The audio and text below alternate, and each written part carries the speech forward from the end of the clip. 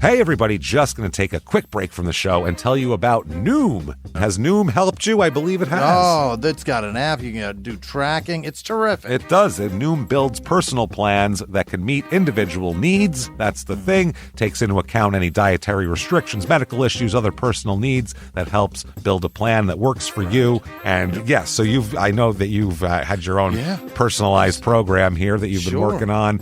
And it's weight loss This is weight loss results that last. They stick around because you get yourself into a lifestyle change. That's what matters. That's mainly it. You can't just say, I'm going to cut that out for a month and then go back to it. That's not what it is.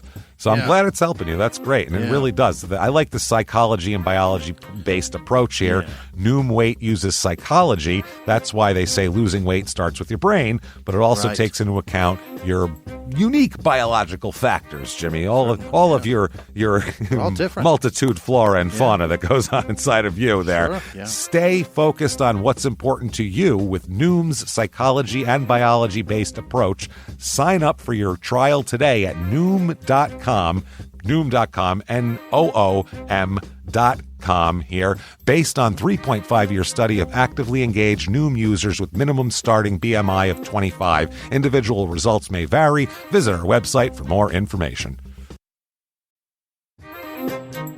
Hey everybody, just going to take a quick break from the show to tell you a little bit more about Rocket Money. It's the start of a new year. It's the perfect time to get organized, set your goals, prioritize what matters most. And for me, top priority is getting myself together here. Financial wellness, doing that, which that feels important, just feels like adult stuff that you have to do. And thanks to Rocket Money, my goals feel achievable now. They show me all my subscriptions in one place, help me easily cancel ones I forgot that I've been paying for, which happened to me, absolutely happened to me. For years, I was paying for something. I was like, what is going on here? Rocket Money found it and saved me lots of money since then, because it's been a while. So they did a great job here. Rocket Money is a personal finance app that helps find and cancel your unwanted subscriptions, monitors your spending, and helps lower your bills so you can grow your savings. Rocket Money has over 5 million users and has saved a total of $500 million in canceled subscriptions, saving members up to $740 a year when using all the app's premium features. Cancel your unwanted subscriptions and reach your financial goals faster with Rocket Money. Go to rocketmoney.com/smalltownmurder today. That's rocketmoney.com/smalltownmurder. rocketmoney.com/smalltownmurder. Now back to the show. Welch's knows some things make zero sense, like why the algorithm knows your music tastes better than you do. But zero sugar and full flavor? We made that make sense with new Welch's Zero Sugar. All that passion fruit or tropical punch goodness and none of the sugar. You gotta sip it to get it. New Welch's Zero Sugar. Let's fruit stuff up.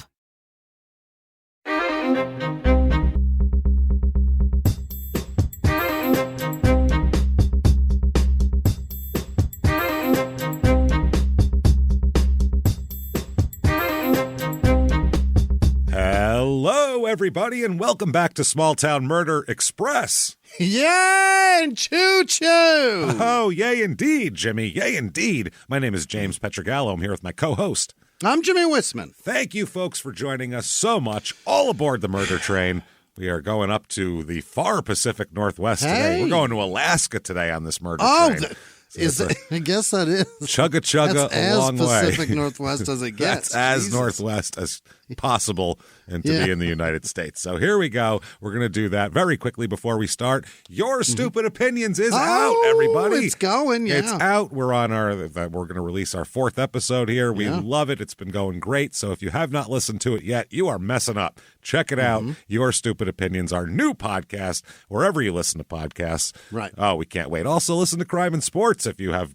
It's happening also. Not. Yes, lots of crazy stuff. Plenty of murder over there. Plenty of gross things. It's gross. It's just as gross, we promise. So check that out also. You certainly also want tickets to the virtual live show. Oh, yeah. October the 26th. It's our Halloween spectacular. Hell yeah. And it'll be available for a week after the show as well. So you can watch it. You can save it for Halloween, or you can watch it 20 times. You can do whatever you want with it for a week. Just like a regular live show, except you're in your living room. There it is. No bathroom lines. All right. No line for booze. Pajama pants. Booze in your hand. Bathroom open. I don't care. Yeah. Do it up. Do whatever you want there. We cannot wait. So that is shutupandgivememurder.com/virtual live is where you get tickets to that. Also get tickets for Dallas December 2nd for our regular live show. That's shutupandgivememurder.com is where you get those. Patreon is what you need. I'll tell you something right now. Hey. Patreon.com/crimeinsports is where you get all the bonus material. That is anybody $5 a month or above. You're going to get the whole back catalog for a mere cup of coffee. It's a great deal. Boy, is it good. Couple hundred episodes of the back catalog of bonus stuff to binge on. New episodes every other week. This week is no different. What we're going to get this week for Crime and Sports bonus, which you'll have access to, we're going to talk about that crazy show that was on for a while there, Pros versus Joes, which said we'll just take a regular person and have them go up against a professional athlete in that athlete's sport. Yeah. And we'll see what happens. And a lot of concussions and bad things happened, and it's pretty damn hilarious. So we'll talk all about that.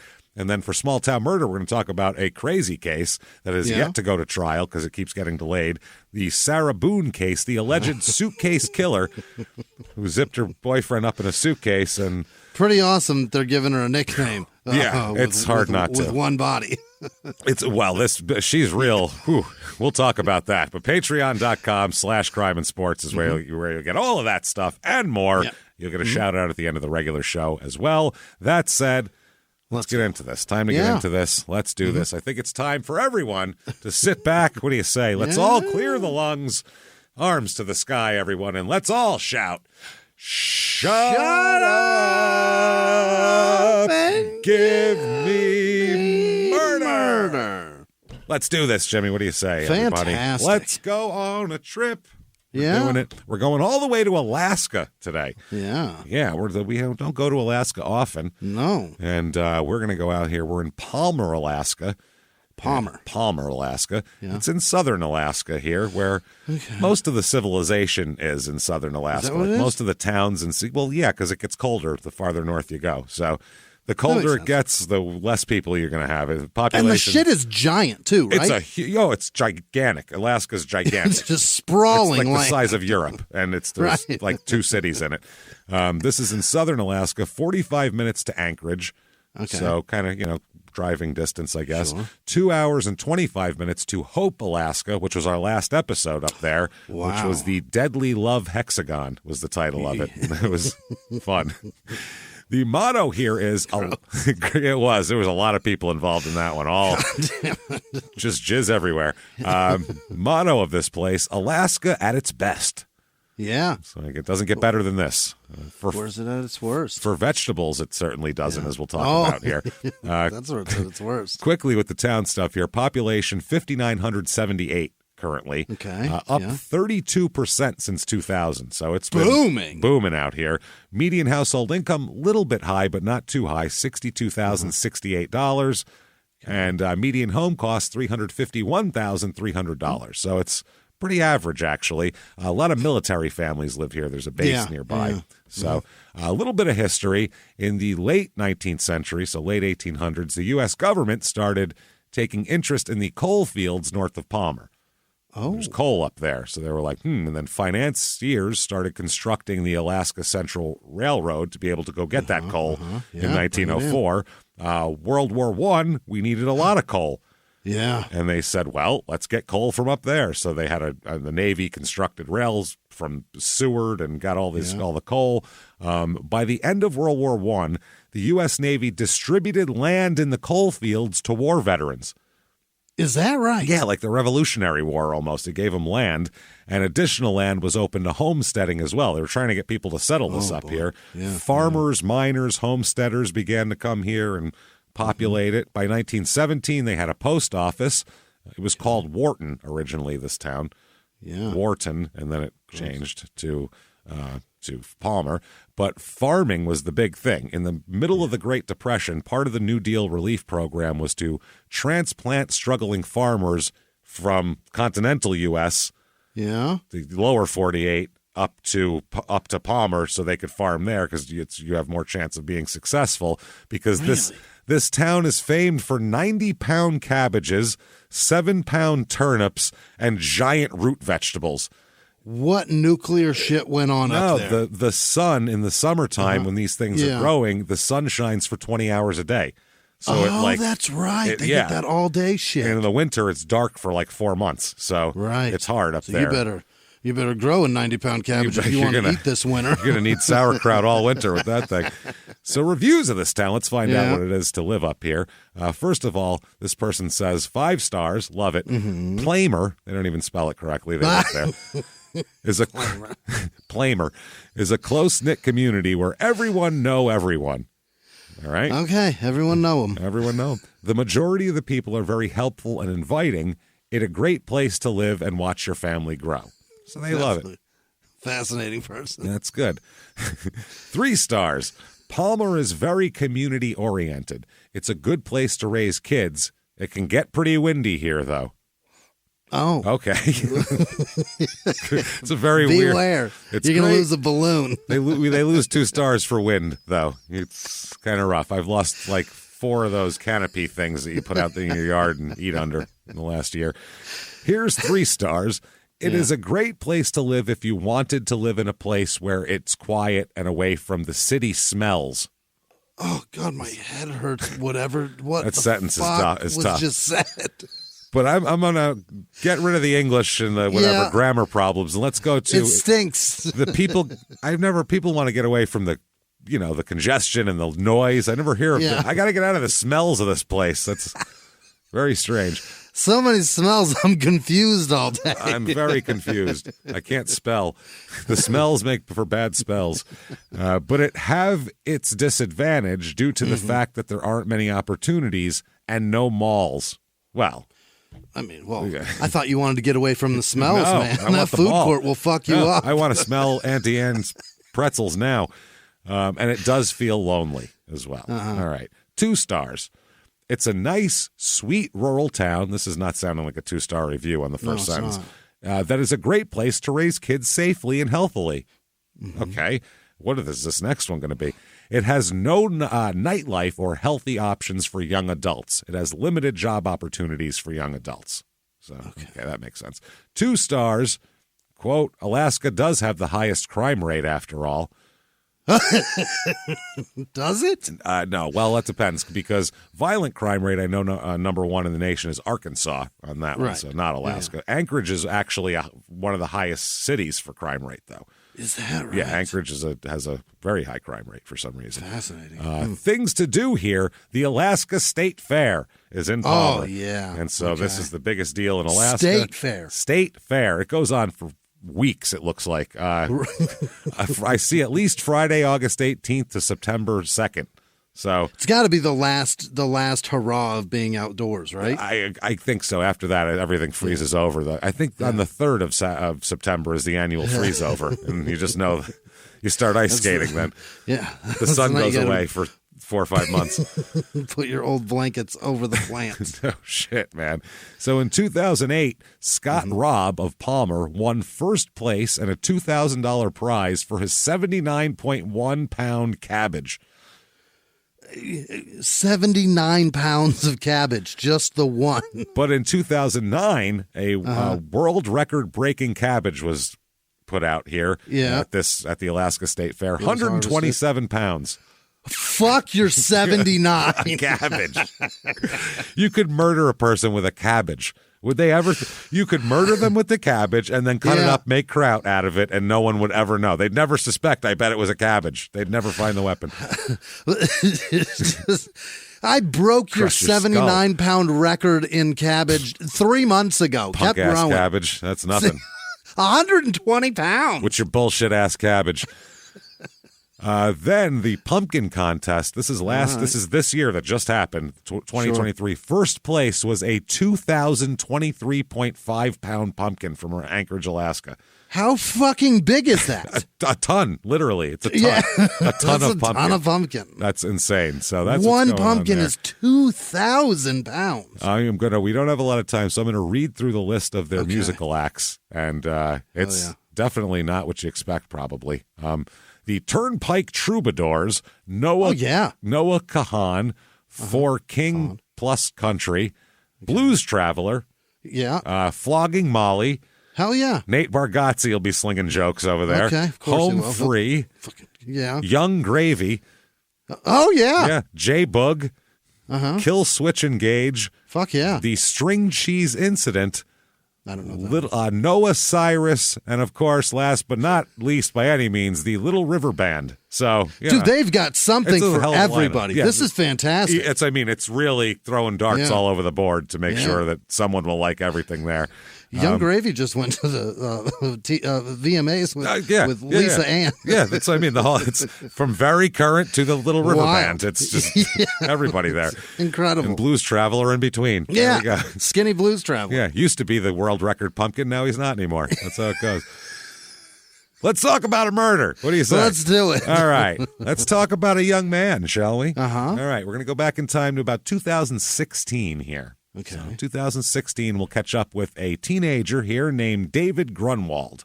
Hell yeah. David Grunwald. He's 16 years old. Seems like a nice kid from what I'm gathering here. Okay. His parents they're both military people or were military people, retired, as we'll talk about. His mom is the Alaska Parole Board chair. So chairs the Alaska Parole Board. So it's her decision whether they're getting out or not. I mean, I don't know if it's a vote or whatever, but she's the chair. She's the one who says, all right, we're going to vote now. Yeah. Her vote's probably got some swing and influence. That's what I mean. If she's probably the most senior member or the most respected or whatever, I don't know. Now, Mom here, the chair of the parole board, Edie is her name. She joined the active duty Air Force in 1984 and came to Alaska as her first station that she was, place she was stationed. And she really enjoyed Alaska when she retired in 2015, and her only son is David. So, she's got one son, David. I guess the father, I think, has another child, but she only has young David here. So she retired in 2015 to spend time with David, get him through high school, and all that sort of thing. He's really good with technical stuff. Here. Okay. Like he built his own computer at a young age. Oh, like real tech stuff. And he's one of the kids like my son is with this stuff. He's a Lego, like insane. Savant. Yeah. Just like so good at it. That's the thing. And he would build the projects that were, when he's 8, you give him the ones that are for adults and he can slap them together. And like my son's been doing that since you see him put it together. It's like watching bananas. It's like watching Johnny Five do something where you're like, how's he doing that? So that's what he does so fast and just not even thinking about it. Watching those Rubik's Cube champions. Yes. That shit. It's so confusing because I can't. But then it's more impressive because the Rubik's Cube is just fucking patterns and shit. Yeah. Once you know the patterns, you can figure it out really fast. 8,000 pieces, some of these. Oh my God. And the instructions are more complicated than. Yes. Yeah. I feel like I could build a car before I could build a Lego car. Probably. Your son could probably build a Lego car that runs before you could build a car. Oh, before I could build anything. It's a Lego car or anything else. Yeah. So he was he wanted to go to the Matsu MATSU because it's the area. Matsu Career and Tech. That's the high school he wanted to go to. I guess it's kind of a technical high school for people who want to do shit like that, engineering and that kind of thing. Engineer school, yeah. Yeah. He applied in the 9th grade, and his mom said he was number 1 on the waiting list. So to get into there, he attended school. He went to the Anchorage Christian School for kindergarten.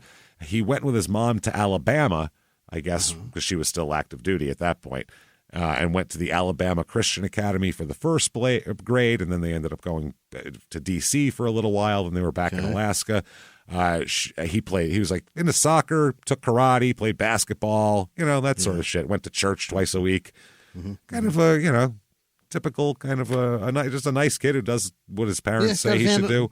Yeah, got his hand in a lot of pots. He's not focused on just one thing, but the engineering thing is age-appropriate things he likes too. He's not like... He's not like, I just want to go to strip clubs. You know what I'm saying? Like it's good. Or a 16-year-old in Cub Scouts. Yeah.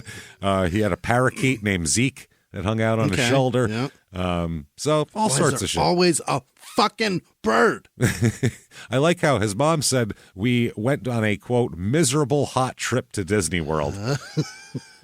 Made the mistake of going to Florida in the summer, and that's a problem. Yeah. Went to Florida in July. Whoops-a-daisy. Whoopsie. That's not great. So, he liked all that kind of thing. He attended space camp and aviation camp at NASA in Huntsville, Alabama each summer. Unbelievable. So they only take smart kids, good kids. Yeah. It's a tough program to get into. Probably easy for him, where they're just like, show him that Lego thing. You're in, kid. They're like, wow, okay, yeah. How quick? Come on with us. How quick can you put together an at Lego? Because I watched my son put that thing together real fast. I was like, whoa, that's crazy. So one summer he wasn't allowed to go because he failed English. So his mom said, no space camp for you this summer. None for you. Which is, that's parenting That's too. heartbreaking, yeah. So, but I mean, you have to do it though. He didn't want to fail English after that. So English was hard for him in the 9th grade. Because if he's more into technical stuff, my son's the same way. He's like that sort of thing is not where his brain works. His brain works on the technical side of shit like that. He went to the Solid Rock Bible Camp every summer as well. Oh, boy. So he's at Colony High School for the 10th grade, and he's applying again to go to Matsu, the career and tech place, and was accepted to go there for the 11th grade. I guess, apparently. So at some point in the second semester of 11th grade or something like that, he was going to go there. So, yeah, he's doing well. In 2016, he went to aviation camp that summer and loved it again. Was doing all that sort of stuff and attending his Bible camp and doing water sports and all that sort of thing. And, he really committed himself to Christianity and everything. So he's doing well. Good kid. Yeah. Good kid, nice kid. Yes. He also likes to smoke a little weed with his friends on the side. Good kid. Which is fine.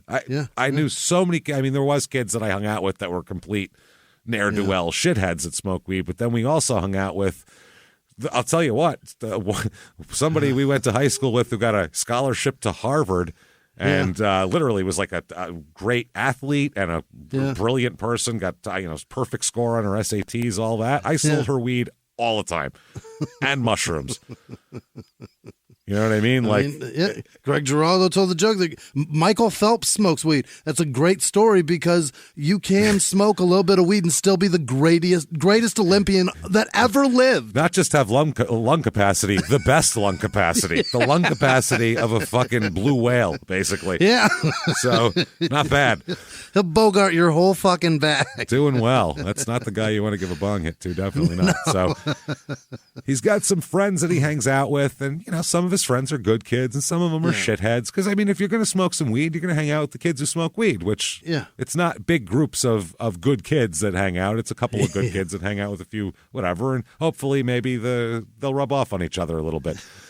The nerds will find some music they like. The bad kids will be like, hey, maybe I should show up for class, and then everybody makes out.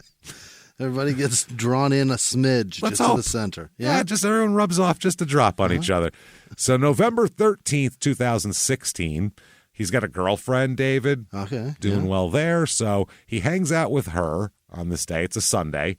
And hangs out with his girlfriend, spent the day with her, and then drops her off at her father's house in Palmer at about 6:30 p.m. Okay. Drops her off. Then he called his mother, because it's 2016, so unlike some of our cases, there's cell phones, and which helps for tracking down murderers and such, too. Yeah. So he called his mother, and he said he's going to stop by his friend's house on the way back, so he might not be able to make it home on his 9 p.m. curfew. He's got a very strict curfew. Yeah. Mom keeps him in line. That's some military shit. You fail English, no space camp. You're late for curfew, you're in trouble. You better, if you're going to be late, you got to call. So he calls and he said, I might not be able to be there by 9, but I won't be more than 20 minutes late. So I just might be blurring it a little bit. And she said, no problem at all. So that's a responsible kid. He even called his mom to say, I might be 15 minutes late. Good stuff. Saving himself some trouble later on. Smart. So his friend who he's stopping to hang out with is a kid named Eric with a CK, by the way. Oh, weird. Unnecessary. Let me add an unnecessary letter to that. Yeah, I know the C makes a cuh sound, and so does the K, but what if they go together? It's a super cuh. We get it. Now, with that, we should be calling you E-Rick. That's your name now. You're E-Rick. Yeah, exactly, because it's a very strange way to spell Eric. You're Internet Rick. That's what we call you. My brother's name is Eric. It's just a C. Just a C. It's not so bad. They didn't go, we should tack another letter on there. People could be confused. Is that a Scandinavian thing with the CK on it? Is that what that is? I think just the K is Viking Scandinavian. shit? Is it? The K is, that's usually what it is. Yeah. CK is, I don't know what it is. Last name, I'm sure it might be, and we're just ignorant. I mean, It's that's E-Rick. very Welcome. popular. So E-Rick Almendinger is his name. Oh, yep, it's E-Rick. E-Rick He doesn't get Almendinger. Eric with That's what I was like, Almendinger. wait, never mind his first name. His last name, Almendinger. Dinger. Almendinger. They call him Dinger. And I don't know if it's Dinger, but I'm calling him Dinger. It's Dinger. So yeah, he knows David. They attend Colony High School, or they had gone to Colony High School together. Almendinger had went to a Shaw Elementary, went to T-Land Middle School and Colony High School. All his friends say that Almendinger is like a gentle kid, from what people say there. He liked animals, and his friends said like he would take a spider and put it outside. He wouldn't kill it. Oh, Like, really? That kind of, yeah. So that's what his grandmother was saying Fuck too. that. Interesting, yeah. He likes to. Him and his brother entered arts and crafts competitions and the cookie competition at the Alaska State Fair. Really? How big are your cabbages, Eric? That's my question there, Eric. Wait till you see my 500-pound chocolate chip. Yeah, let's see that. It's fucking huge. We had to get a flatbed to bring it here. He also helped raise chickens. For a while, he was living with his mother near Wasilla, which is nearby, and his father had visitation rights on weekends. Now, his dad, Rod, described him as a bit of a wild child, but generally respectful. E-Rick? Eric, yeah. He's generally, not a bad kid, but he's got a little wild streak in him, as a lot of teenagers do. But he said he was getting good grades for the most part until the summer off his back. Well, until the summer of 2015, when he met a friend named Devin, who's a couple years older than him, and rubbed off on him in a bad way. And I don't mean that sexually, but yeah. So Devin Peterson, summer of 2015, they started hanging out to the point where Eric's dad eventually banned Peterson from the house. Really? Because he thought he was a bad influence. Yeah, his grades started slipping. He wasn't coming home on time. Shit Your like fault, that. Devin. So then Eric stopped coming over to his dad's house a lot because he wasn't allowed to bring his, dirtbag friend with him. So I can't bring my degenerate friend. I'm not coming. That's the way it works. We get bad grades together, Dad. It's Damn fun. it. No, he's not even in school, this guy. He's fucking 18. Right? Oh, Yeah, is that? he's Oh, out of Devin school. isn't he? Devin's Unbelievable. a couple years older. Yeah. So by the summer of 2016, Eric wasn't staying with his mother anymore. He had moved out of his mom's house, and his dad said he was basically homeless. He was basically just kind of crashing. Not homeless, but crashing, which is homeless with, someone will let you sleep on their couch. That's with some social ability stuff. yeah, exactly. Yeah. He said he would also, though, in addition to staying with friends, his dad said he would move through trap houses that serve as drug dealing bases in Wasilla. Dad knows the word trap house. Dad knows trap house and drug deal. Yeah, he knows it all. He was fascinating. Isn't that wild? Very street savvy father. Yeah, he's like, motherfucker's at a trap house. It's weird, right? Very interesting. Eric over at the trap house, man. So he's got a group of friends that he hangs out with that we'll talk about these few kids in a second here. And they would come by. The dad said when he started staying with his dad that they would come by and hang out and just eat always. They were always hungry because they were wandering. Because they're And bullshit. He said they always had backpacks on. Just kind of wandering.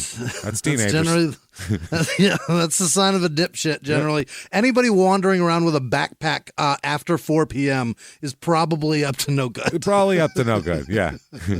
Unless they're a comedian on the road. Go, are you funny?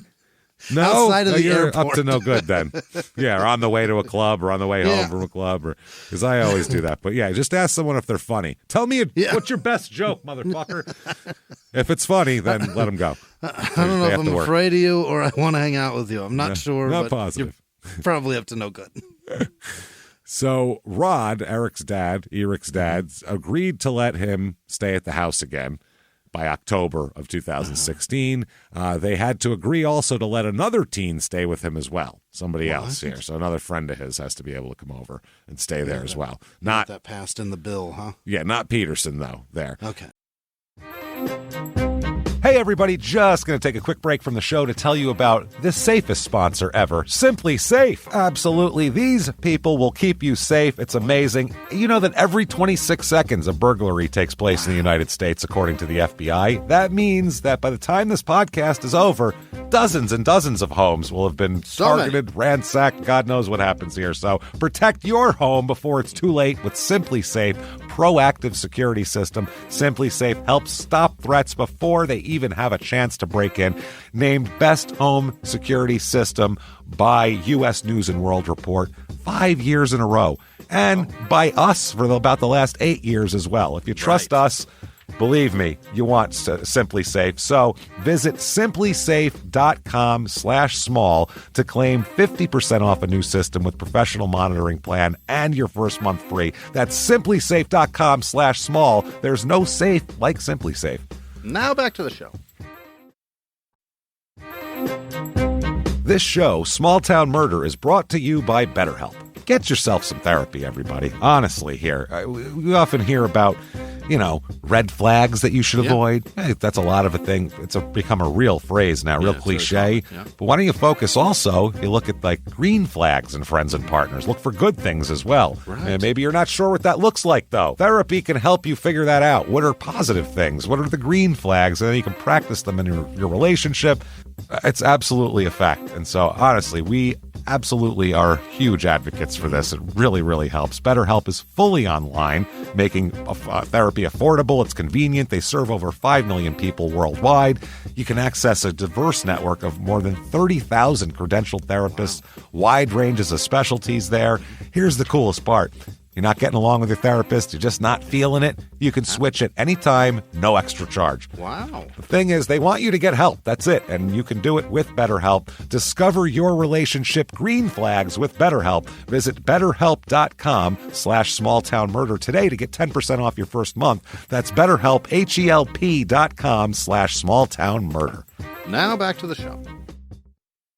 Now, this year, they enrolled him, Eric, at Valley Pathways Alternative School. Oh. And, tried to keep him from wandering about too much. Yeah. He said the teens would sneak out and get drunk. And he said he told them, you get one last chance here and I'm kicking you both out. And then the other friend took off. He's like, well, I'm going to fuck up anyway, so I might as well just leave here. Yes, one more chance, and I know what that means. Yeah. So a week later, that kid came back again here. So we'll talk about his group of friends. He's got a group of friends, and that is Bradley Renfro. Yeah. They're all 16 here, these kids. Yeah. Brad Renfro, we'll talk about this idiot later. Austin Barrett, RRT, Barrett. He's got a little bit of a past. He and Devin Peterson, the guy who was banned from Allmendinger's house, were among 3 people from this area charged with kidnapping earlier. Of who? In connection with a case that allegedly involved luring an Eagle River man to the valley for sex with a 16-year-old girl. Oh, my God. So they were trying to do, I don't know, they were trying to rob somebody, and they were like, well, tell him he could fuck this chick, and then they kidnap him. So what the shit, man? So Damian Peterson, who's Devin's little brother, told the police that this man had texted with the girl and drove to her home in Wasilla, but showed up without any money. And then Damian and 2 others, Damian, Devin, and them, were accused of forcing the man to drive them back to his home to get his money and his credit cards. They were just trying to jack him. So they were doing it under the guise of like a underage prostitution scam, and he showed up with no money? Not even underage, just prostitution scam they were trying to do. I don't even know if they told him she was 16. I feel like Chris Hansen would have even let that guy go. He didn't even bring anything. Well, Chris Hansen wouldn't have tried to rob him. Yeah, but I mean... If they called the cops and were like, this guy's coming to fuck a 16-year-old, that's fine. That's okay. But Chris Hansen's not hiding in the bushes going, let's see if he's got his credit cards. Hey, boom mic operator, fucking jack him when he comes this way. I'll fucking punch him and then you take his wallet. That didn't happen. I told him to bring a pizza because I'm hungry. Just take the pizza from him and send him on his way. Take the pizza and fucking kick him in the ass. No more fucking kids. Thanks for the pizza. Take his phone, smash it on the ground, just for good measure. So That's the one I want. I'm sure he's got condoms. Take those too. I'm going to need some later, Chris Hansen's saying. I'm going to get me some fucking later. So the way this happened here, once they get inside, the victim here introduced Damien to his father, while Damien was shaking hands with this guy's father, then the victim pulled out a pistol from the dresser drawer. He's like, I got to go over here and get my money out of the dresser drawer, and came out with a pistol and ordered Damien to get on the ground, and then they called the cops, and the cops came and arrested Damien and Awesome. Devin and Barrett here. They all got arrested for this. So these are the people we're dealing with. These are this guy's buddies. Yeah, and dumb. These Dumb as people shit. all think they're in a gang, by the way. This is a bad gang. The fucking Wasilla and here, there's no people here. This is a really shitty gang, if this is a gang. Yeah. Like, this is a terrible representative of a gang. It's a dumb shit gang in the first place if you're trying to rob somebody and you take them back to their own house, where in Alaska, everybody's got fucking guns in their drawers. Yeah, no shit. Are you out of your mind? You're going to take that man into the place where he lives, where clearly all of his shit is? 5 white kids living in the wilderness is not a gang. You know what I mean? Like, I'm sorry. 5 woodsy white kids That's does what I not mean. a gang make. Yeah. They just saw like 90s like West Coast rap, and they're like, well, I saw they were wearing flannel. We always wear flannel. I feel like we should. I got a bandana in my back pocket, covered in snot. It's covered in snot. My dad uses it to wash the to wipe the drippings, the oil drippings off the chainsaw, but I'll put it on my head. So then there's another guy here named Dominic Johnson, and Dominic Dominic. So a little different spelling. Dominic Johnson. He, on his Facebook page, it showed him making some sort of, gang. He's trying to do like hand gestures, gang signs and shit. Made up his own, like an A with a fucking, I don't know. Yeah, fun. They all, and Allmendinger also had Facebook, was on his page making things, and they all thought they in their mind, they're in a gang. They're hard. Yeah. They're hard as shit. Yeah, they hard. So they said they're basically, this whole group has very little parental supervision. They'd show up at school sometimes, and they fucking have easy access to like weed and booze and shit like that. So, they're hanging out. So on the night of November 13th, now this is the night that David was going to hang out with Allmendinger here. Yeah. It is, when he gets there, it's Allmendinger, Renfro, and Dominic Johnson. Bradley Renfro, Dominic Johnson, and Allmendinger. I guess first it was just those three. They left for a while, got something to eat, and came back. And what they're doing is they're hanging out in a camper trailer in the back of Eric's dad's house, in the backyard. That's the hangout spot, which, it blocks the wind. Right. We've all been here. Well, it's probably plugged into something, and they have electricity for like TV to play video games and shit like that too. They're just going to use it as like a drinking shed. Okay. Drinking and weed smoking shed. They're not even that advanced. Yikes. I guess Allmendinger's dad does like custom like glass work, like things like that. So he's got like a shop in the house, and he's doing that, making shit. So they just hang out there. They said that Allmendinger brought a bunch of alcohol from his dad's house, and I guess he had a bunch of weed too, and they were just all hanging out, sitting and drinking and smoking weed and bullshitting and being teenagers, normal stuff here. So Grunwald here, David, he comes over and joins this group, and he's smoking weed and hanging out. They're in the trailer back there, and everybody's just bullshitting and doing whatever. Now, David only knows Eric. He doesn't know the other guys. Okay. So this is like Eric's quote, "This is my gang crew." Yeah. Over here. And then David is like his buddy that he went to high school with before he got sent to the bad kid high school that he barely shows up for anyway. So very different groups of people here, and Eric in the middle. So we all had that friend though, you know what I mean? The one that was in the group, and then he like went his own way, and then now he brings like scumbags around. You're like, dude, what the fuck are you doing? Absolutely. And there's a weird Lord of the Flies thing that happens when you get more than two boys together that are of a teenage years. It's a strange thing where groups form, And it's based on power, and it's based on weird shit. It's a pecking order, and it's a weird pecking order. Yeah. We all have the same interest of just smoking weed here today. Why do we need... Yeah. And there Why has do we to need a leader for that? And there has to be a who are we versus that type of thing also. Who's the asshole that we're going to make fun of today? Exactly. That's kind of how it works. And apparently at some point here, this turned into Eric and his quote-unquote gang dipshit friends. Yeah. Kind of turning on David here and fucking with him. And what the fuck?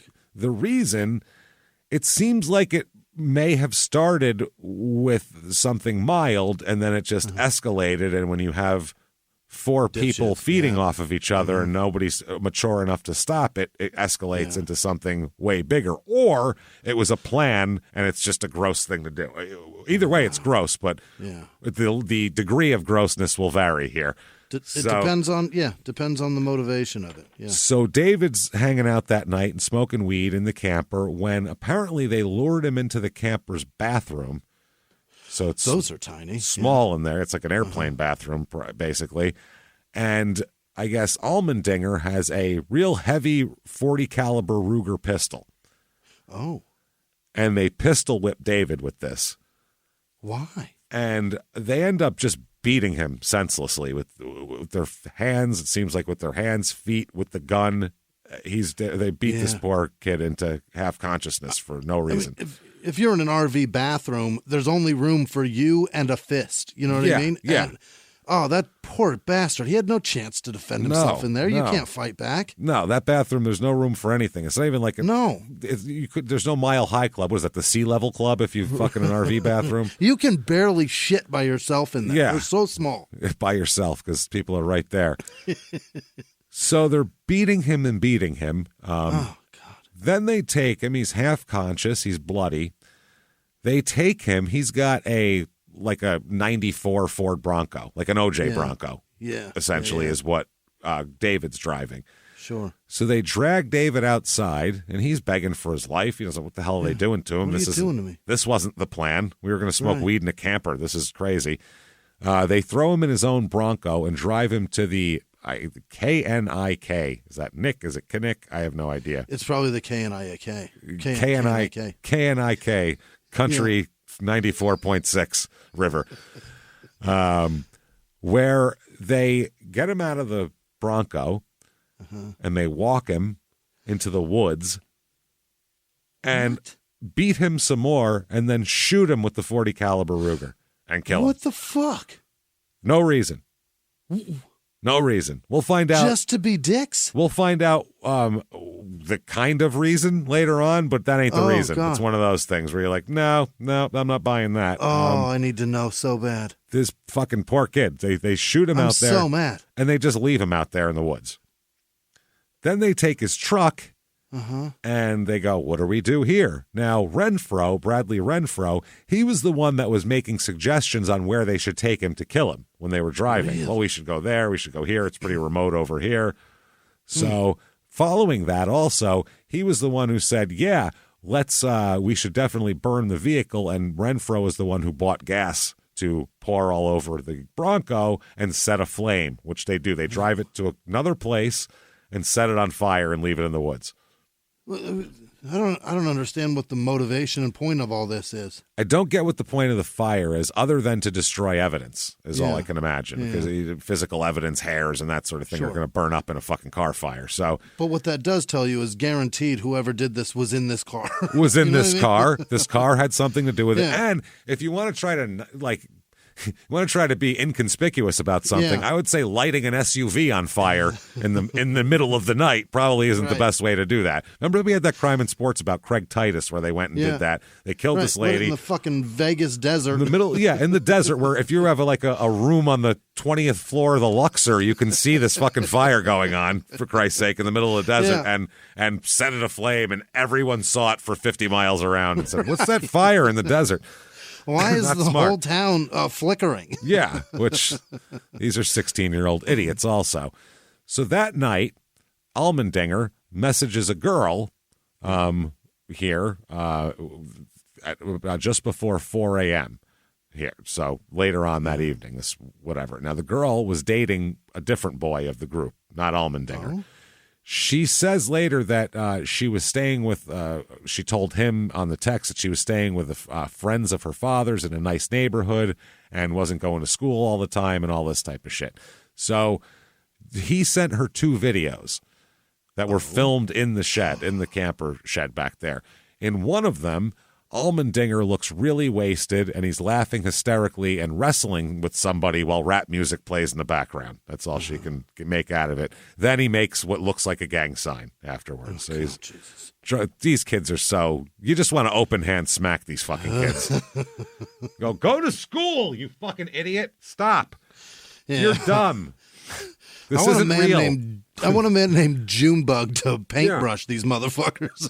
Remember Scared Straight? These are the kids who need this is why. Yeah. They need somebody to go get in their face and fucking talk about tossing salad on them. I don't want a drill sergeant. I want them literally thrown in jail to sit with fucking Gen Pop and see what life is really like. Just that program. Just that Scared Straight program. They just send people in and one after another going, I'd take your shoes first day. What you going to do about that? And the kid's like, oh, fuck, nothing probably. And then your butthole day, too. Yeah, that's what I'm saying. Then I'd sell you. And it's like, well, yeah.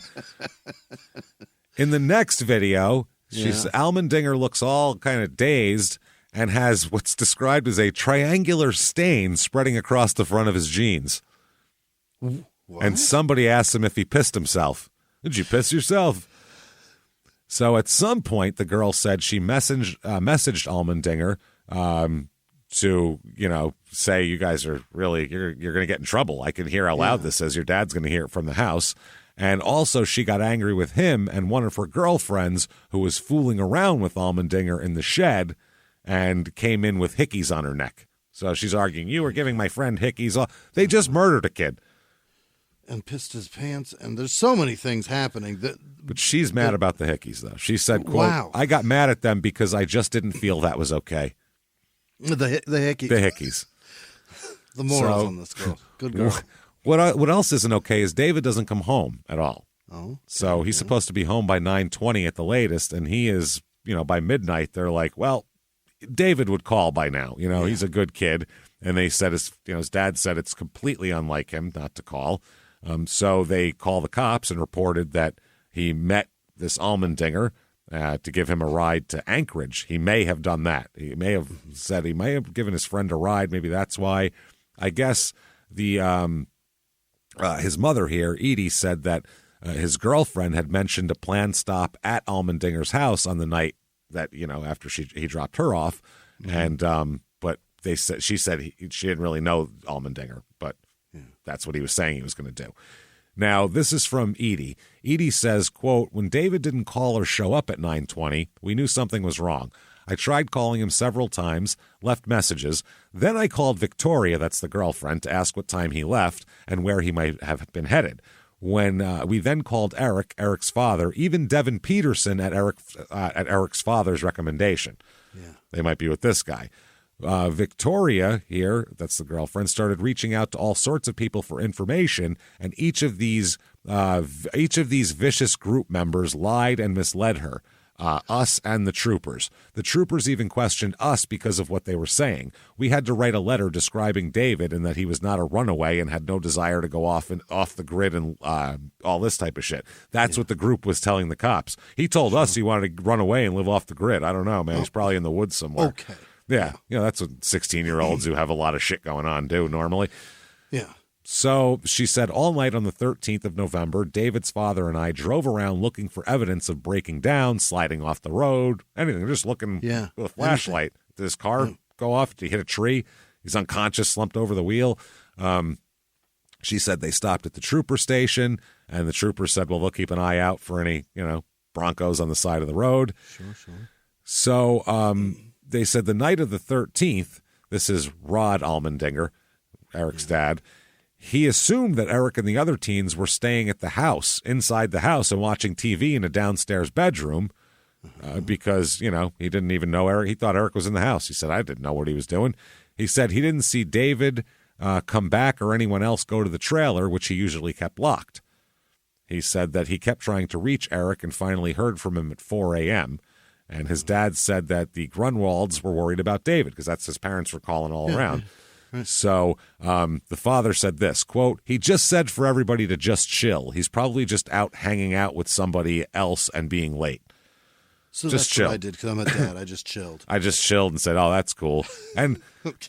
I don't know if Rod knows this David kid, or maybe that's the type of behavior he would normally exhibit, but David wouldn't. That's not it's just out of character for him. Feels like Rod's just thankful that Eric isn't at a trap house. Yeah, at least he's here, not at a trap house. Maybe he's at a trap house, David. Have you looked there?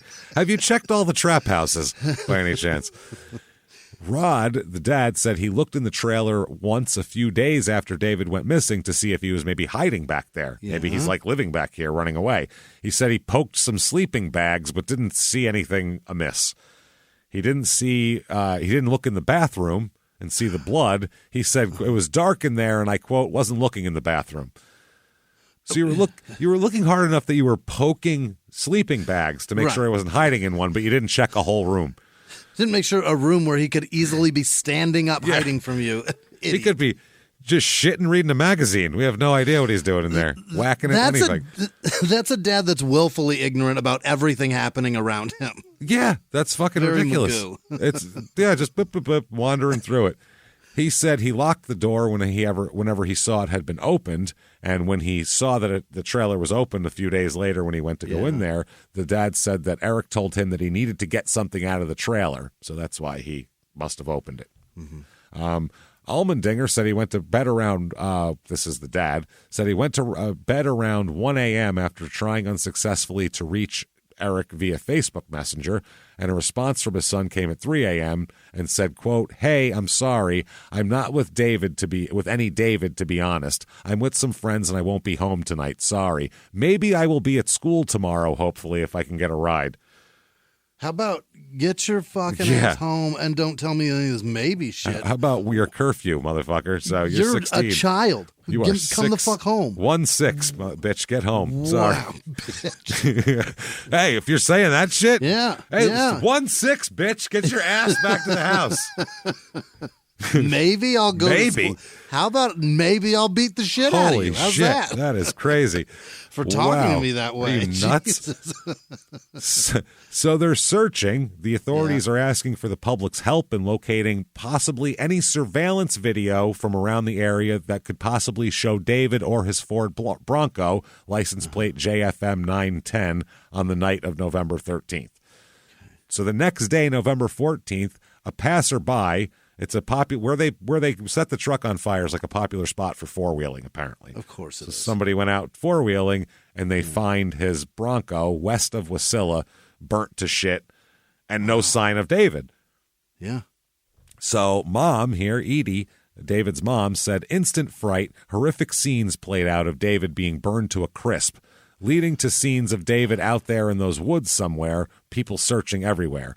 At this point, people came from all over as we started searching for our 16-year-old son, imagining all sorts of horrific and even hopeful situations. All the while, the deranged group, meaning those other kids, were partying, lying, and going about their lives. During this time, the troopers' family, trackers, U.S. Marshal, search and rescue groups, private investigators, drones, horses, dogs, a helicopter, community members, our military family, our church family, our neighbors, and everyone else searched. What the fuck is wrong with people? This went on for 19 days. Get out of here. Then I had to ask the dentist for David's dental records, and we had to give DNA samples. The realization that love and light of our lives is more than likely gone pushed us way down. They're like, we need to start getting like Unbelievable. samples. Now, the troopers could not find Allmendinger originally here, these police officers, but they caught up with him on November 16th, where he denied seeing David the night he disappeared and said he had taken a cab to Anchorage. Okay. Cab to Anchorage. They figured out that he was lying, obviously, and Sergeant Tony Wegsrin, he said that cellular data from Allmendinger's mobile tablet indicated he had been near Grunwald's SUV the night it was burned. That's where he was. They tracked him. They pinged him there. The troopers also found a cab driver who had picked up Allmendinger and another teen near the SUV. They set it on fire, then called a fucking cab. Come meet me near this fire. Well, I obviously needed a ride. My car's on fire, see, so...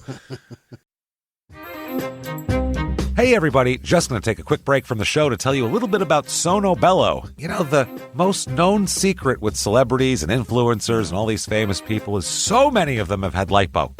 They've had lipo, whether it's a little touch-up here or a total makeover. Yeah. Nobody has a perfect body. That's the thing. No. They may look like it on TV, but there's things that help that. Absolutely. Lipo now has changed, and Sono Bello's been at the forefront with using LAL technology and getting those beautiful and natural outcomes for each person. Looking real natural. Our friends at Sono Bello are offering their best deal. You're now included in their winter savings event, but appointments are limited, so please get on this. Sono Bello doctors are masters in micro laser fat removal, a brilliant technique that removes stubborn fat permanently. Wherever your problem areas are, tummy, love handles, thighs, arms, it's gone in one comfortable visit. Eating healthy and workouts are great. Keep doing that, but if you want to lose that stubborn fat in one visit, check out Sono Bello. Save big during their winter savings event. Schedule your free consultation now at sonobello.com/smalltownmurder. That's sonobello.com/smalltownmurder. Now back to the show.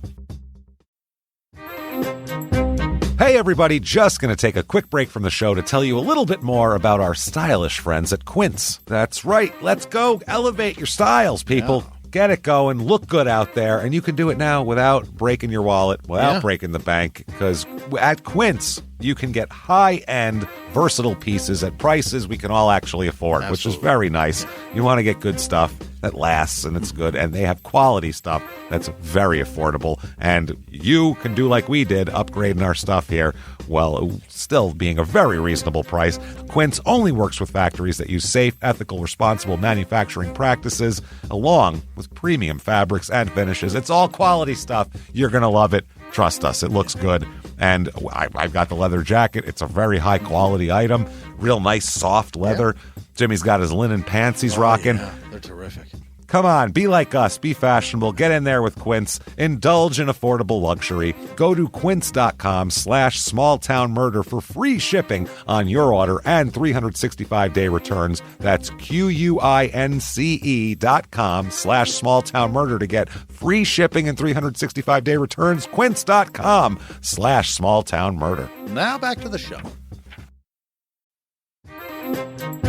Hey everybody, just going to take a quick break from the show to tell you a little bit about a very cool place, Thrive Market. Yes, we are both looking to get into the healthy swing this year. The problem is I don't know what's in everything, and I don't know if even I'm qualified to even read the labels to know if that's good or that's bad. Right. There's chemicals in things, and there's things floating around. I don't know what I'm doing out there. One of my favorite features, and I know you were talking to me about this, is the Healthy Swap Scanner in the Thrive Market app. Yeah, it's simple. You scan any item, and it'll instantly suggest a cleaner, healthier grocery alternative, which is it's great. Amazing. Yeah. That's great. Thrive Market also takes the guesswork out of finding these safe, healthy foods. For example, like I'm trying to get my protein intake up for energy. I'm always moving around. I need stuff, and I love that you can filter their site by the high protein options. Nice. It's very cool, and you can personalize this portion, and you can put filters on it, and get ready. You should be ready for a junk-free start to 2025. Get ready for it and head to thrivemarket.com/smalltownmurder and get 30% off your first order plus a free $60 gift. That's THRIVE market.com/smalltownmurder, thrivemarket.com/smalltownmurder. Now back to the show. So this police officer on the November 29th obtained a search warrant for Allmendinger's home and found a camper trailer with the, quote, overwhelming odor of bleach inside of it. Oh. And they found blood on the inside, on the floor, on the walls, on the toilet, all over the bathroom where they dragged him. Yeah, here's the thing about stoners. They're not real good at attention to detail like that. Well, here's a real thing about fucking teenage boys. They're shitty at cleaning. Yeah. That too. So they can't clean if their lives depended on it, which it did here, and they couldn't fucking do it. And so their freedom depended on it. Their very lives depended on it. Nope, not at all. They're dumb. So then, on Friday of that week, the 29th, that week, the police detective here interviewed an acquaintance of Allmendinger who said, what he called an acquaintance, who said that, yes, me and another 16-year-old showed up at his door on the 13th, and Allmendinger said that he killed Grunwald and needed advice. That's what he said. So they had like showed up at someone's house, and this guy that they talked to said, "I sent them away." I was like, "I'm not fucking talking to you people. Get out of here." I'm not the wolf, dude. Pulp Aren't Fiction, you hard? crank caller, crank Yeah. caller. Yeah, prank caller, prank caller. I don't know what you're doing. Are you on a cell phone? Are you on a cell phone right now? So December 2nd here, Alaska State Troopers round up most of the teenagers as they leave the Palmer's Valley Hotel. Oh. They're leaving there. Now Johnson, the Dominic Johnson, offered, he cracks immediately. Yeah. If you get 4 16-year-olds, one of them will go, "Well, this is exactly what we did, and I'll take you right to it." They just want to, yeah. 4 16-year-olds, all the cop has to say is one of you is going to get the light one, Yeah. and they will race. And they're to sing. And they're not real gangsters who know to go, "Lawyer, motherfucker." They're not going to say that. They're going to, this isn't Omar in the box. This is These are dumb kids. from The Wire. This is a dumb kid. So Johnson offers to lead them to the body. Oh my God. I'll take you there. How about that? I know where it is. So he leads them to poor David's body. His body is frozen to the ground. Oh God, it's so cold. It's so cold it's frozen to the fucking ground. He has in addition to being shot, he has over 34 bruises and deep gashes in his scalp as well from being pistol whipped repeatedly. They just savaged him. They treated him like a piece of trash and just beat him and fucking. It's horrible what they did to this kid For nothing. For no fucking reason. Well, we'll find out what Allmendinger says possibly is the reason. Oh, dinger! I can't wait to hear your fucking excuse. Edie Grunwald said December 2nd around 4 p.m. the trooper showed up. I didn't move from the couch, didn't want to listen or even know. The words "we found David" is what they heard. So Dominic Johnson there, like I said, he led them out there. The police detective said he interviewed the Dominic Johnson, who they had him in court docs as DJ, like a witness, but then they realized he's not a witness. Yeah. They said the youth consulted with an attorney and then provided directions to the body. The remains were found 200 feet off KNIK 94.6 River Road, southeast of Palmer. They found only one shell casing nearby as well. So when they interview Allmendinger with his father and grandfather present, which is weird too, and the detective, she's great. She's like a big heavy-set gray-haired grandmother type who's like an older lady, and she holds his hand and goes, "We'll get through this together," and then just fucking sets him up to be fried. It's beautiful. Sucks it out of him. It's fucking really good here. Fantastic. So Allmendinger said David came over to his house to drink and smoke pot in the camper. While doing so, he said that DJ texted him to bring a gun to the trailer. Okay, so he said he handed a .40 caliber handgun to his friend Dominic there, who used it to bludgeon Grunwald. The complaint says Allmendinger admitted he stood by as this happened and did nothing to stop it. And it's on YouTube, his interrogation, too. It's like 2 hours long. It's really interesting here. He said he accompanied DJ as the other youth loaded Grunwald into the Bronco, drove him to the river road, picked out a spot to stop, walked him into the woods, and shot him. It's cold. In a second recounting, though, he blamed the shooting on another kid. He blamed it on Barrett this time. Yeah. So he's not taking any responsibility at all, other than it was my gun. Right the fuck away from everything. Yep. He acknowledged burning the Bronco, catching a cab home, cleaning the trailer, and burning a rug from the trailer that was covered in blood. Okay. The only motive they could get out of this is that, wow, Allmendinger said that David had, quote, smoked up all his weed. Holy shit, man. Smoked up. That's why he came over. That's what I mean. Smoked up. There's 5 fucking people, too. Yeah. There's 1, 2, 3, 4, 5. Yeah, there's 5 people altogether too. So was David the only one? He's smoking a fucking Cheech and Chong joint to the dome while everyone else is smacking your hands as you try to take it from it. Everyone else is rolling a pinner and fucking getting it going between them and going, "Too fucking puff pass, man." There's Dave's not a lot got to go all around. the weed, guys. Is that what happened? No. I don't think so. This Allmendinger showed little remorse for his actions, but he did cry when told his friends had talked to police and told on him. That's when he cried. That's when he cries? Yeah, that's the only time. Not about killing this nice kid for no reason. When he realized that his friends aren't his friends. Fucking dork. So fucking unbelievable. So after the arrests here, Barrett, what ends up happening, Barrett's the one apparently here that fired the fatal shot. Really? Because in a jailhouse phone call, which are recorded, you fucking morons, with his grandmother, he said he did. Oh, wow. He told his grandma? He told his grandma. He did it. Now, Edie, the mom, David's mom, said the devastation, sadness, disbelief, need to regroup and to try to think what's next. It's interesting the details that tend to derail the big picture, but it all adds up. The shock numbed me, tricked me. I heard we got the bad guy. Okay, but we don't have our son. There are more involved? More? Then on the eve of a massive vigil for David, the others were arrested, including Austin Barrett. That's the one who we said did the shooting, actually. One more idiot, though. They arrest Devin Peterson. He's charged with hindering prosecution and evidence tampering. Apparently, he is the guy who brought the gas can, allegedly. Okay. So now, Allmendinger first claims it was Dominic Johnson, who was the one that did the shooting, obviously. Then he changed his story and said that Barrett did the shooting, which appears to be true. Okay. So in court, now let's find out what happens to these morons. Oh, boy. Barrett's case, because for some reason is considered the most difficult to prosecute, even though they have a recording of him saying he shot the kid, because he didn't engage in social media or texting after the murder. So everybody else left a trail of electronic trail of what times they were here, there, everywhere, who they were with, and all that kind of shit, and he didn't. So sometimes it pays not to have a social media account. That's what I mean. He pleads guilty. Oh. He says, I'm going to fucking take a plea deal here because this looks bad. Okay, yeah. So here is Edie Grunwald's statement about this whole thing. This is she said, David had entered the devil's lair and had no idea what was in store for him. Ben and I, that's the father, think and weep about our son getting pistol whipped and his ride to death. Take my Bronco, my wallet, anything. Sitting in his own vehicle being lied to, his cell phone being broken and tossed out the window. He won't be needing this any longer. Driving slowly 40 to 60 minutes, a long, long time for any one of those guys to change the course of everyone's lives.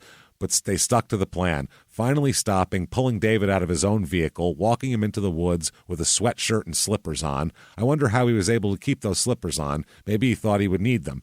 It wasn't an easy walk through snow, trees, and brush. David's life, thoughts of his parents, his future, his friends, his mistake in deciding to go hang out for a little bit before going home.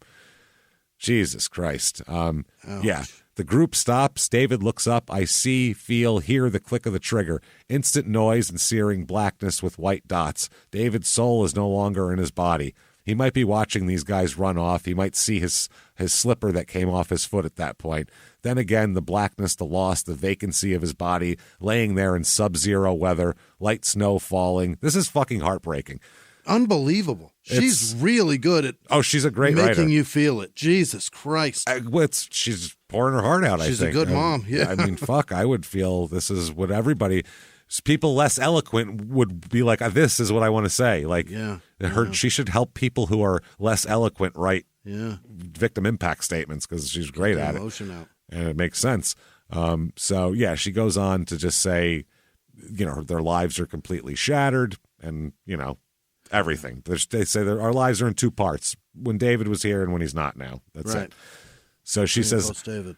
I condemn the murderers. I do not support any type of early release, whether it be discretionary parole, furlough, and it's my preference that the community be kept safe from such deranged and heinous crimes. There is extreme condemnation from across this land for these crimes. Our safety, security, and trust have been derailed. The defense attorney has got a different thing here. Craig Howard is his name, and he's a dipshit. All right, Craig. Here we go, Craig. He said, I'm saying this young man has a moral compass. Having said that, his moral compass was frozen for a couple years. All right. He said that he kind of gave a boys will be boys type thing, too. Yeah, that's what that sounds like. That is a crazy thing to say. He said, when I was a teen, all I had to worry about was stealing my dad's condoms. It's a bad thing to say in court. He said, this kid can't even buy a Playboy. He said, well, today, teens are exposed to much darker elements on social media that their parents don't know about. He said they were all bad kids, but Austin Barrett is now remorseful and understands that he did something very bad, but it wasn't pulling the trigger. He said, quote, with murders, some homicides are a one-time deal. They happen to normal, regular people. A person should be given a chance.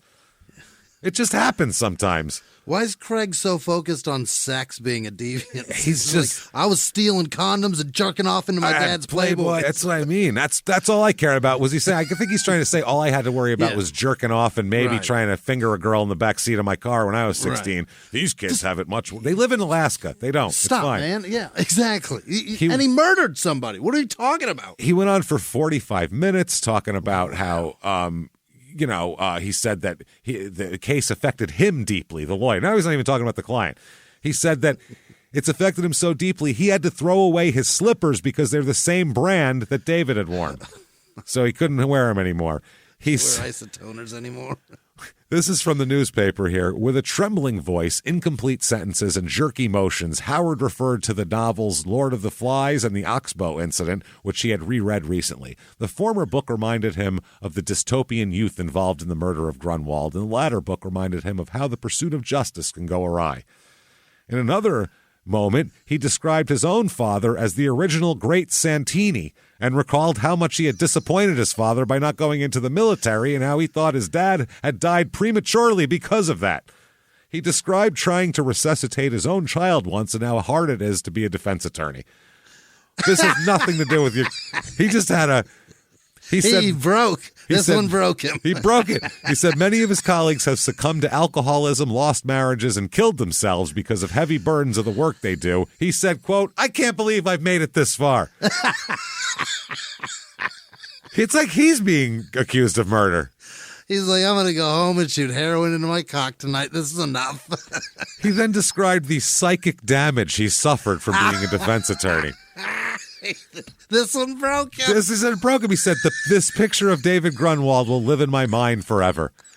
At one point, he said that Howard said he also went to Sunday school as a kid. He said he prefers the New Testament to the Old Testament. I don't know, a little more hope, a little less stoning. You know what I mean? He said... He says that he doesn't have the religious faith that the Grunwalds have. He says, sometimes I get it, then I lose it. At no point did the judge go, what is your fucking point here? What are you doing? Are you going to give a recipe for macaroni and cheese next? What are you doing? Craig is sitting 7 years later now in a chair just going... Yeah. He also said that, unlike what people have said, he's not in cahoots with the defendant. He said, and that I am complicit. I'm not complicit in the lies. He said, I don't see how anyone can say that. Then he goes on to talk about a friend of his from high school who ended up being shot in Vietnam, causing the lawyer to wonder what death meant. This is fucking ridiculous. Craig's out of his head. It's fucking crazy. He then goes on to say, I've read hundreds of statements of victims, and I tell you, it's usually just black and white. But Colonel Grunwald's statement, I could not read it. I kept having to put it down. The pain just oozed through it, the grief. You are a defense attorney. None of this is helping your client. You are sinking this child. Yeah. He said that Edie was the chair of the parole board and inferred that her current position may influence future proceedings. Fuck. Yeah, don't kill the son of the head of the parole board, probably. That's Never smart. do that. He said the Grunwalds are victims, but the elephant in the room here is that she is also the chairman of the state parole board. So... Okay. Now... Well, it's not a conflict of interest yet, man. Yeah, just fucking get on with it. Defend the man. When you hear how long he's in there for, you, sir, may fuck off 45 years plus, well, it was 65 years with 20 suspended. Okay. But he'll be eligible for parole after 15 years. Oh. I think Edie will still have plenty of energy for this shit in 15 years. You betcha. She might not work there anymore, but she's definitely going to show up and go, oh, I got to say my piece too, motherfucker. Yep. And that's her right. You know, she should be able to do that. Good for her. Dominic Johnson here, his defense, they argued that he's not the trigger man. What are we talking about here? Okay. Johnson's a good guy. He's okay. He said Johnson then apologized to Grunwald's parents there, and that's how it goes. But before the sentence is handed down and before Johnson gives a statement, Grunwald's parents leave. The dad says, we're not staying. I don't want to hear it. Any lies, any BS. I don't want to hear a word out of his mouth. So I don't blame him. But Johnson said he was sorry for the pain he caused the family and said, I wish every day I could go back and do things differently. Okay. That's how time works. Not how it works. The judge said, quote, there was something off in all four of these young people. That's a good way to put it. Yeah. I don't know what motivated him to do it, but that it was not normal and it was flat out scary. You, sir, may fuck off. 99 years for you. He went to trial. Right. He didn't plea, so 99 years. Idiot. Allmendinger is convicted as well of murder, kidnapping, arson, all that kind of shit. Yeah, so he went to trial too. He went to trial too, absolutely. David's dad, by the way, said, "I didn't come here seeking justice today. I come here seeking punishment." Oh, I don't give a fuck if it's fair or not. I want this kid fucking... I want to watch that motherfucker's head spin. Yeah, the prosecutor said he's repeatedly violated jail rules. He's been caught with a homemade knife, and he's already been fighting with an inmate. Already? Yeah. Eric said he wasn't asking for leniency. He said he doesn't have excuses. He said, "I claim full responsibility for Dave dying. He was my friend. He was a good kid, and I killed my friend. That's what happened. I killed somebody's nephew. I killed somebody's son. I destroyed somebody's family." He said, "I'm sure the words coming out of my mouth are irrelevant to them," meaning the family. "But if it means anything, I'm sorry. I'm sorry for what I did. I'm sorry for what I didn't do." And the judge said, quote, "Mr. Allmendinger was the only one that really knew David. He knew him as a friend, as he stated. Why would he turn on a friend is beyond me. I really don't understand it. He had done nothing wrong. For whatever reason, he chose to turn on him. You, sir, may fuck off. 99 years in prison." Again. Feels like Alaska's maximum. 20 years suspended, so 79 years in prison is what he's going to get there. Okay. And a bunch of fines as well. Yeah, but without Dinger, this doesn't happen. That's the point. Man. He's the key to all of this. Pre-trial, Brad Renfro, after he pleaded not guilty, Grunwald's parents are out there, and he fucking put his chin up to them and said, quote, "What are you going to do?" Are you kidding me? Is that right? Come here. I will rip this bench off of the fucking ground and beat you to death with it. That's what'll happen. You're going to find out. And he said, quote, then this is a quote from a reporter nearby. It said he looked at him and then he paused, looked at them again and said, "Do something." Yeah, he wants all the out. invitation I need, motherfucker. Yeah. He wants out, though. Yeah, rip your head off with my bare hands. Yeah, that's what he wants, though. He wants to be... Yeah, go ahead. Then he made a gesture with his hands indicating some kind of physical challenge, like, come on, let's go here. Yeah. Wow. His mom said he has no disrespect for the Grunwalds. I swear to God. Okay. Wow.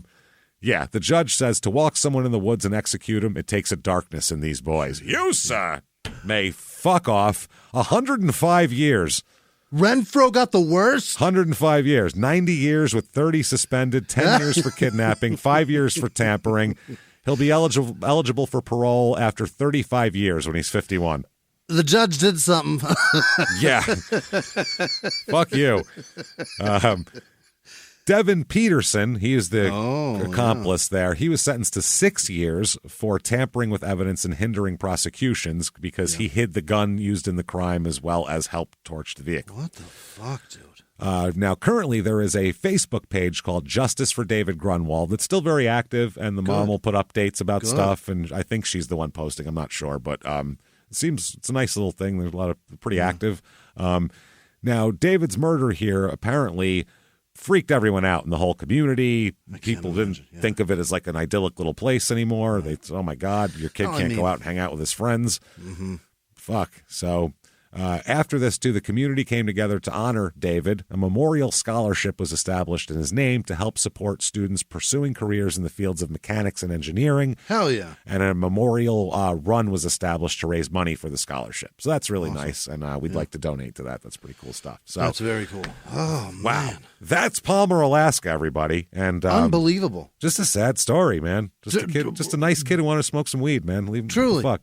Yeah. Heartbreaking. Gut-wrenching. The Allmendinger family, too. A lot of people started coming after them. And it was it was one of that happens. You know what I mean? But there you go, everyone. If you like the show, tell everyone about it. Get on whatever app you're listening on. Give us 5 stars. Tell your friends. Post on social media. Follow us on social media at Small Town Murder on Instagram, at Murder Small on Twitter, at Small Town Pod on Facebook. Certainly head to shutupandgivememurder.com. Get your tickets. Live shows December 2nd, Dallas. Only one left with tickets available. Get in there. Shutupandgivememurder.com. Murder.com/virtual live, October the 26th. Virtual live show available for a week after that. Halloween spectacular, spooky story, costumes, the whole deal, just like a regular live show, except you can be in your underwear. I don't give a shit. So enjoy what you're doing. Hang out with us and keep doing that. Patreon.com/crime and sports, $5 a month or above. You get it all, everybody. Yeah. This week, Pros versus Joes, the crazy show about regular people competing with professional athletes in the professional athletes pros chosen sport. Then for Small Town Murder, Sarah Boone, the alleged suitcase killer. Oh, boy. And wow, that's a wild one. The interrogation and everything else. We'll talk about all that. Patreon.com/crime in sports. Check out Crime in Sports while you're at it. And also, Your Stupid Opinions, our new podcast is out and it's rolling and we love it. Get in there and do that. You want to follow us on social media? No problem. Shut up and give me murder.com. Links go there. Boom, boom, boom. Until next week, everybody, it's been our pleasure. Bye.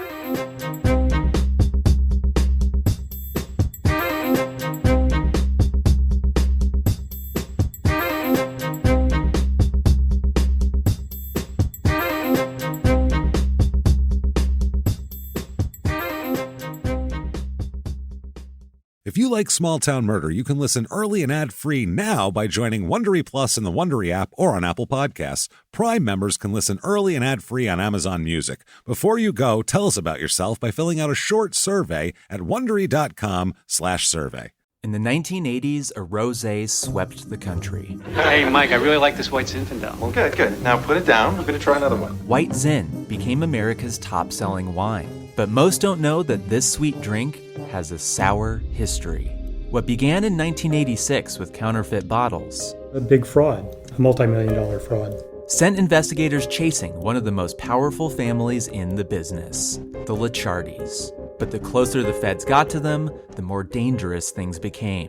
It's a story of deceit. At the time, I was paranoid. Threats. You touch my kids, I will kill you. And murder. with a .22 caliber bullet to the head. What started with a scheme to mislabel wine spilled into a blood-soaked battle for succession. Welcome to Bloodvines. You can binge listen to Bloodvines exclusively and ad-free on Wondery Plus. Join Wondery Plus in the Wondery app, Apple Podcasts, or Spotify.